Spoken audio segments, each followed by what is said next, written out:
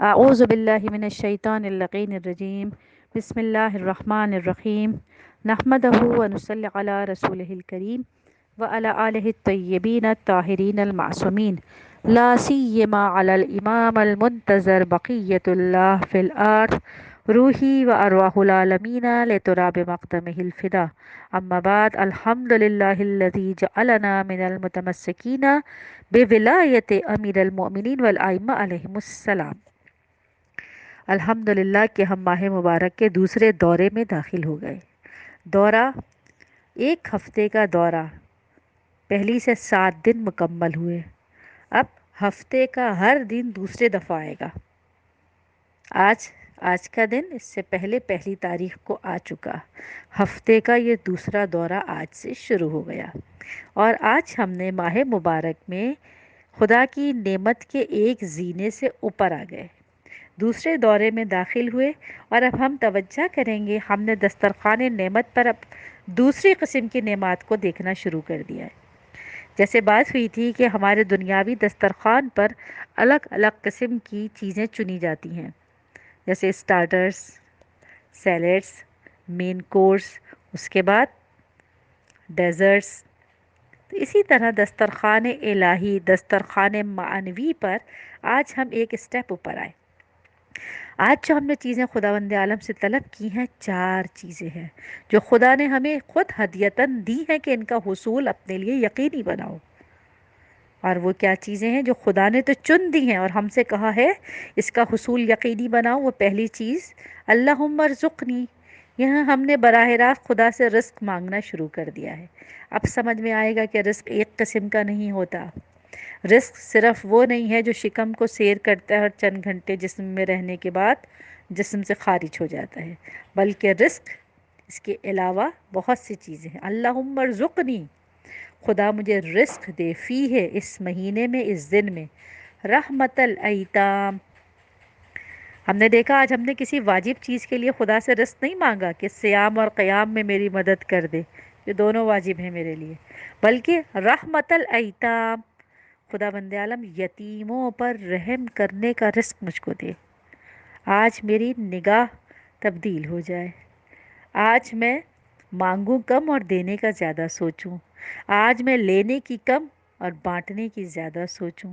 اے خدا مجھے یتیموں پر رحم کرنے کا جذبہ رزق میں دے دے، وہ بھی یتیم جو والدین کے بغیر ہیں، وہ بھی یتیم جو شہدائے ملت کے یتیم ہیں، وہ بھی یتیم جو اڑوس پڑوس کے یتیم ہیں، اور وہ بھی یتیم جو علم اور ادب سے بے بہرا ہے۔ والدین زندہ ہیں لیکن معرفت نہیں رکھتے۔ چھٹے مولا ارشاد فرماتے ہیں نا، لیسا یتیما قد مات والدہ ان الیتیما یتیم العلم والادب، کہ اصل یتیم وہ نہیں ہے جس کے والدین مر جائیں، بلکہ اصل یتیم وہ ہے جو علم اور ادب سے بے بہرا ہو۔ خداوند عالم آج کے دن مجھے رزق دے رحمت الایتام، یتیموں پر رحم کرنے کا، ہر طرح کا یتیم، پڑوس کا یتیم، خاندان کا یتیم، سوسائٹی کا یتیم، اپنی کمیونٹی کا یتیم، شہداء کے یتیم، اور علم و ادب کے یتیم۔ خداوند عالم مجھے یہ صلاحیت دے، میں ان پر عطا نہیں رحم کروں۔ ہم جانتے ہیں جب رحم ہوتا ہے تو اضافی ہوتا ہے، عطا ہوتی ہے تو سوال کے مطابق دینے کی کوشش کرتے ہیں، ورنہ کبھی بھی پر نہیں کر پاتے، کسی کی حاجت کو پورا نہیں کر پاتے، لیکن جب رحم ہوتا ہے تو اضافی ہوتا ہے۔ خدا بند عالم مجھے ایتام پر رحم کرنے کی رزق عنایت فرما۔ دوسری چیز وَإِطْعَامَ الطَّعَامِ، اور کھانا کھلانے کی کا رزق عنایت فرما۔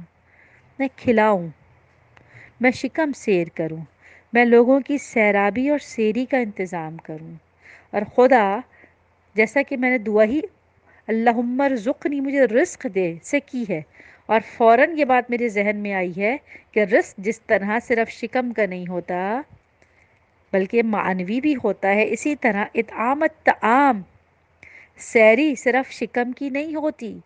خداوند عالم مجھے دوسروں کی امیدوں کو پورا کرنے والا، لوگوں کی طلب کو مطلوب کے مطابق دینے والا، خدا لوگوں کی حاجتوں کو مکمل کرنے والا، خداوند عالم ان کی پریشانیوں کو دور کرنے والا، اطعام الطعام مجھے قرار دے، مجھے وہ رزق دے جو مجھ سے جو طلب کرے میں اس کی وہ شکم سیری کر سکوں۔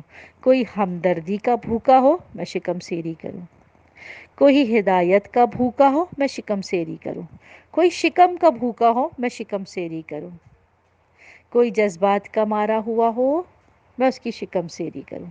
خدا بند عالم مجھے اس ماہ میں لوگوں کی مدد کرنے والا اور سیری کرانے والا، سیرابی کرانے والا قرار دے۔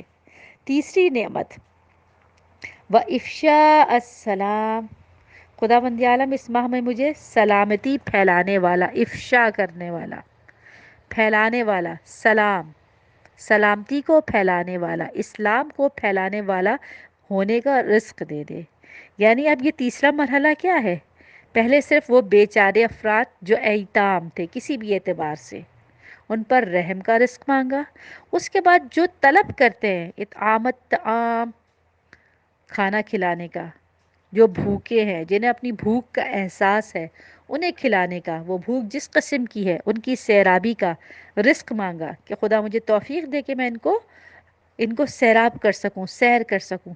تیسرے مرحلے پر اب جو لوگ اپنی بھوک، اپنی طلب، اپنی کمی کی طرف متوجہ ہی نہیں ہے، خدا مجھے وہ بھی رزق دے دے کہ میں افشاء السلام کروں، سلامتی پھیلاؤں۔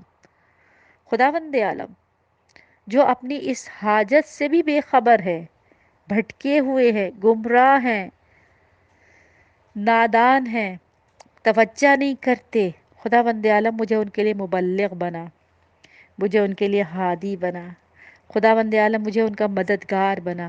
افشاء السلام کہ میں ان تک بھی سلامتی کو، ان تک بھی اسلام کو پھیلا دوں اور ہر طرف تیرے اسلام کا بول بالا ہو جائے۔ یہ سب کچھ کب ہوگا؟ ان تین چیزوں کا رزق کو میں کہاں سے حاصل کروں؟ وہ چوتھی جگہ ہے جہاں ایتام پر رحم کا رزق بھی میں لے سکوں، جہاں اطعام الطعام کا رزق بھی میں لے سکوں، جہاں افشاء السلام کا رزق میں لے سکوں۔ یہ تین چیزوں کے لیے جہاں میں خود اپنے آپ کو ری فیول کروں، جہاں سے میں اپنے آپ کو ریچارج کروں، وہ صحبت الکرام ہوگی، تیرے مکرم بندوں کی صحبت۔ خداوند عالم یہ وہ مکرم بندے ہیں جو تھوڑی دیر میں زیادہ سفر کرا دیتے ہیں۔ خداوند عالم مجھے ایسے بندوں کی صحبت عنایت فرما، رزق دے ایسی صحبت کا جن کی صحبت سے میں یہ تینوں چیزیں سیکھ لوں کہ یہ کیسے کرنا ہے۔ اور یہ کرام کون ہوتے ہیں؟ جیسا کہ خود تو ارشاد فرماتا ان اکرمکم عند اللہ اتقاکم، یہ کرام بندے سب سے زیادہ متقی بندے ہوتے ہیں، اتقا جو زیادہ متقی ہوں۔ اور متقی کون ہوتا ہے؟ خداوند عالم نے روزے کا فلسفہ ہی یہی رکھا، کتب علیکم الصیام کما کتب علی الذین لعلکم تتقون، یعنی روزے کا ابتدائی اور پہلا ثمر تقوی ہے اور اس کی آخری منزل اتقا ہے، اور جو اتقا ہیں وہی مکرم ہیں۔ تو ہم اس ماہ مبارک کے دوسرے دورے میں داخل ہوتے ہی، 8ویں روز میں داخل ہوتے ہی ایک بالغ دعا خدا سے مانگ رہے ہیں، خدا مجھے متقی نہیں بلکہ اتقا بنا، مجھے کرام کی صحبت عنایت فرما جس کے نتیجے میں یہ تین چیزیں حاصل کر سکوں۔ اور صحبت کرام میں خدا بند عالم اس وقت سب سے بہترین صحبت تیرے ولی کی صحبت ہے۔ خدا بند عالم اپنے ولی صاحب الزمان کی زیارت اور صحبت نصیب فرما۔ اللہم عجل لولیک الفرج وآخر دعوانا ان الحمد للہ رب العالمین والسلام علی المرسلین۔ خدا حافظ، التماس دعا۔